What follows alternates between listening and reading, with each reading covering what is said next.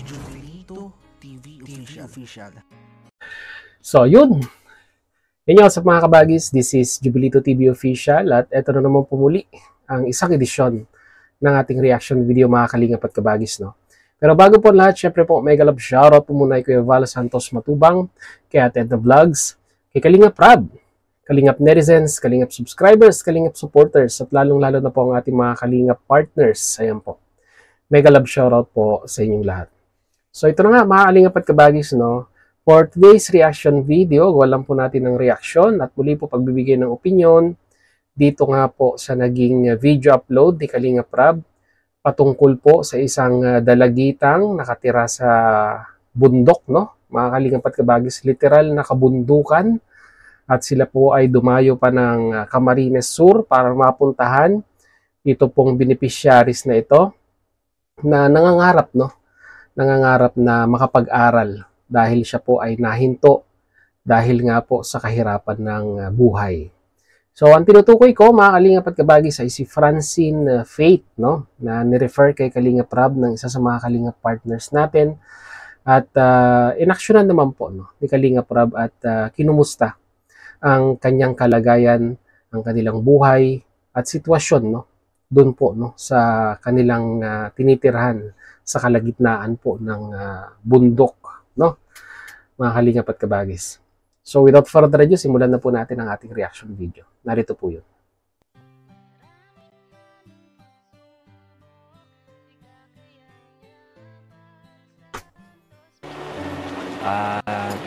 So kumusta naman kayo dito? Ayos lang po. Hindi na mabasa-basa din. Medyo pa yan. Medyo lang yan. Talagay na yan. Pero hindi na. Tignan nyo naman po, oh. Talagang butas-butas mga Kalingap. At trapal na lang, bro. Trapal na lang, bro, yung pinangaano. No? Trapal na lang. Opo. Grabe. Balikwad, no, mga Kalingap. Yung bahay, kalahati, wala nang bubungan. Trapal na lang tsaka lumang yero yung ginamit. Pero hindi pa rin po nasakupan yung kalahati at may area pa rin talagang tumutulo pag umuulan. So, yung totoo, kumusta kayo? Kumusta ka dito? Ayos lang po. Datik ang utang. Maraming utang? Bata mo pa, ang dami mo ng utang? Ha? Utang? Oo. Bata ka pa, ang dami mo ng utang? Hindi po si Papa ko. Hindi ka lang inutusan? Okay. So, gusto mo ba mabayaran yun? Makakaya man. Han? Nakakaya? Lahat naman po talaga, kahit sino po, no, ay talagang gusto pong maibsan yung mga financial na problema natin, lalong-lalo na yung mga utang na yan, no.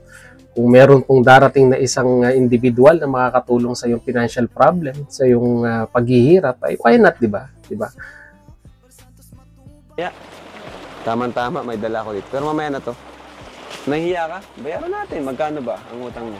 Nasa magkano? Po kay Papa. Kaya mo may bibigyan ako sa inyo na I think makakatulong naman kahit sa mga utang nyo. Ano bang trabaho ni Papa mo? Construction. Ay, ano, yung farmer po. Farmer?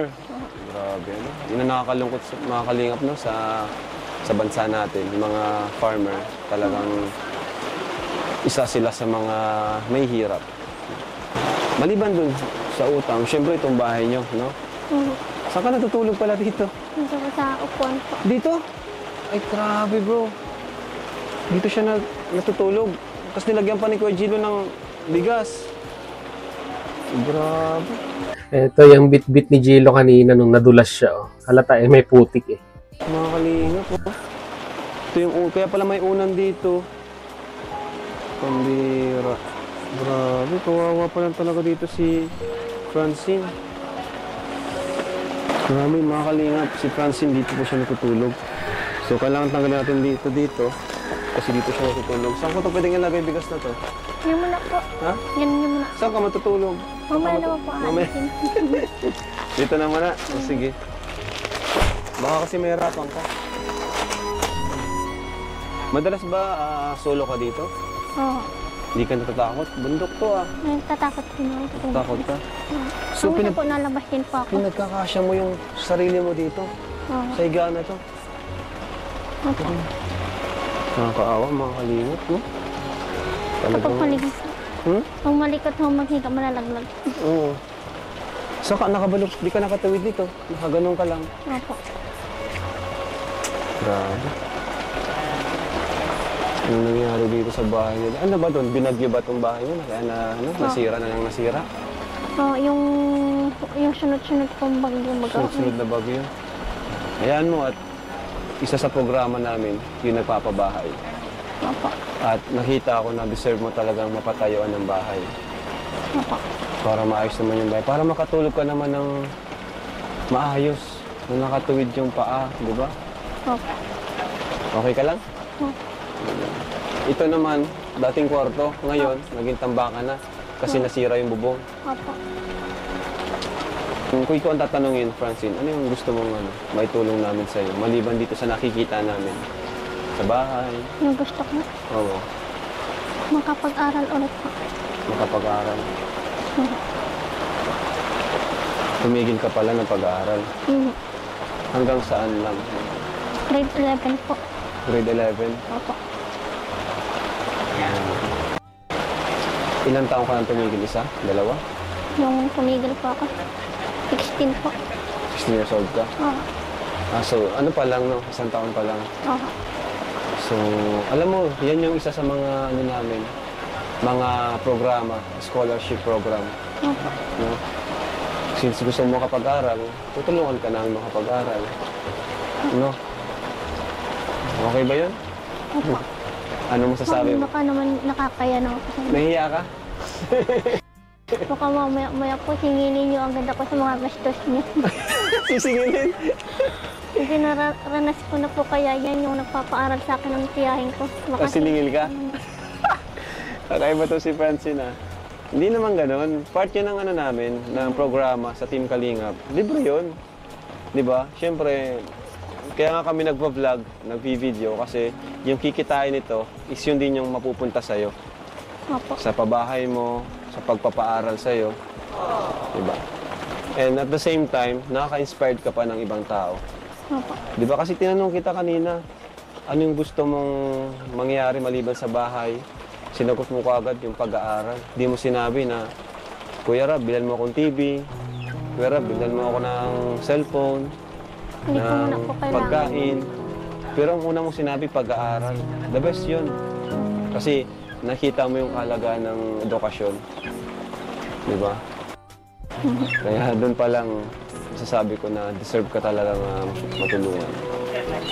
So, I hope na maliban sa akin, mabuksan din yung puso. Kasi ako talagang grabe na yung nararamdaman ko ngayon. Pinipigilan ko lang po yung awa kay Francine. I hope sa mga sponsors natin, maliban sa akin, open po ang ating pintuan para kay Francine. Lahat po yan is pupunta sa kanya. No? Kita naman po natin yung kalagayan niya. Di na namin kailangan mag-explain pa o magsabi. Dito pa lang po.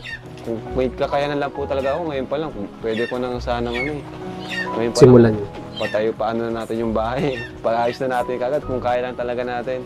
Pero syempre, may mga naka-line up tayo.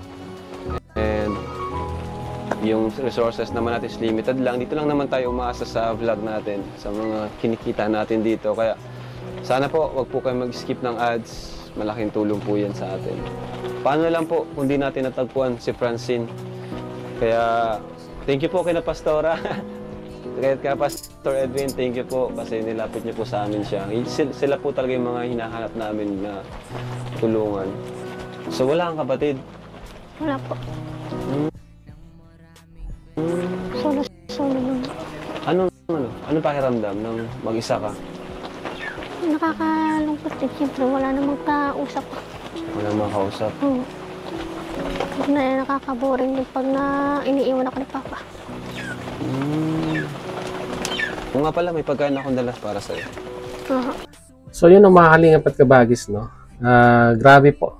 Grabe po yung kondisyon or sabihin na nating kalagayan ng pamumuhay nila Francine Faith, no? Una-una po sa lahat, yung kalagayan ng bahay, totally kalahati, sira na po.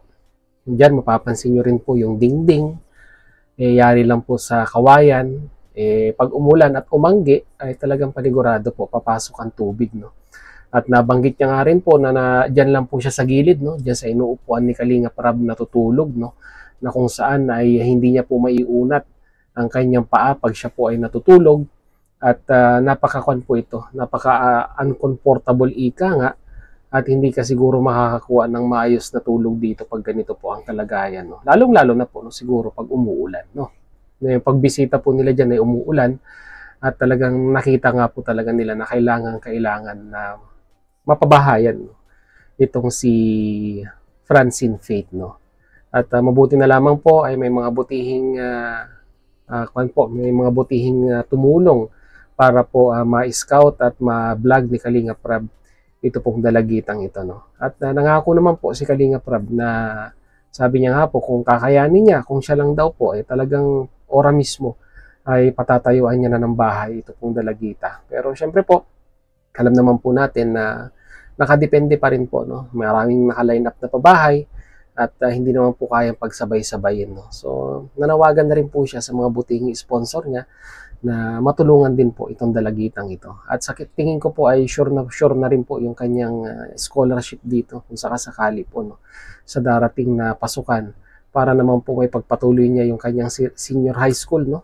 Kasi isang isang year na lang. No? Matatapos niya na po ang kanyang senior high school at pwede na po siyang mag-decide kung itutuloy niya ng kolehiyo or kung gugustuhin niya na po magtrabaho. No? Isang step na lang. No? May diskarte na po siya na pwede niyang kayang gawin dahil nakatapos na po siya ng kanyang senior high school, no? So yun mga Kalingap at Kabagis, nakakatuwa lamang po talagang, di ba? Sa kalagitnaan ng kabundukan ay hindi po nagdadalawang isip ang Team Kalingap na puntahan yung mga deserving na matulungan, no? At sabihin na nating ipabot ang helping hands ika nga no, ng community po ng Team Kalingap. So mag-comment po kayo sa ating comment section, mga Kalingap at Kabagis, kung ano naman po inyong masasabi, opinion, reaction, dito po sa naging pagbisita ni Kalingap Rab kay Francine Faith at natulungan na rin po, no? Initial na tulong na po ang naibigay dito po sa dalagitang ito.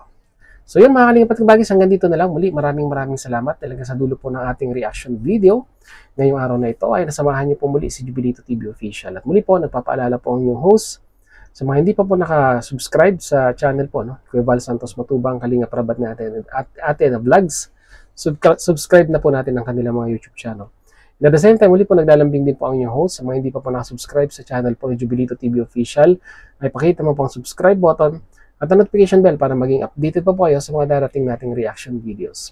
So hanggang dito lang mga Kalingap at Kabagis. Once again, this is Jubilito TV Official, proud member po ng Team Ko-Host at ng Team Vios. Say always mga Kalingap at Kabagis. Peace, God first.